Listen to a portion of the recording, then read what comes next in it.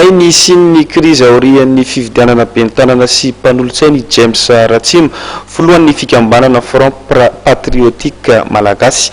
Ninona valim-pividianana hoy izy dia isy hatrany fanoherana raha ny fivoaran'ny zavamisy sy ny fizotrany fampilezakevitra eto Antananarivo amin'izao fotoana izao.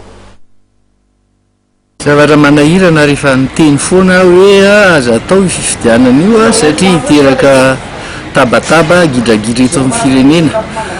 Tsy mety amiko manko dia mbola nijanona ny senity eo eran'ny Afrika manontolo izay nisan'io senity io dia tabataba foana satria io no andry fangalaram-bato nataon'ny mpanjanaka.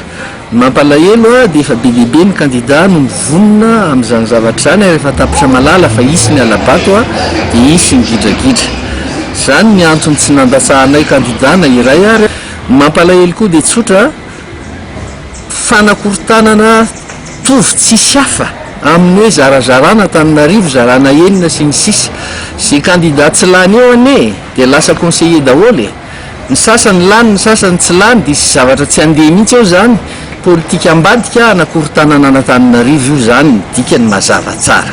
Ary manarakaraka an'izany mitendrena amin'ny PDS izay miaramila indray ny napetraka ao. Miaramila tompoko dia ny tokony ho any amin'ny kazerina ny asany fa tsy manao didy jadona ampiasan'ny syndicat mitarika amin'ny takiny zoany. Miaramila dia tokony na izy misy azy na amin'ny chargé de mission na ny PDS tsy tokony atao miaramila mihitsy. Ka izy aminareo kandida maire ireo ny samy nina fa tsy apiditra miaramila ao fa miaramila tsy hany ny asany fa ny amin'ny lakazerina ho amiko izany tsy rariny zao zavatra miseho zao atao amin'ny syndicaliste io.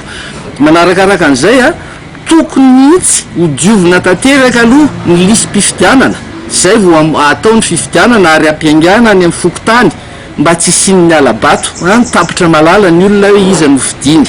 Fa raha izao baiko midiny zao dia tsotra be le izy ny fifidianana efa vita azy tiany mpanjana tany olany no ataony zay alany azy eo dia ny kandida sasany natao anohatra hampanovana gesticulation fotsiny participative.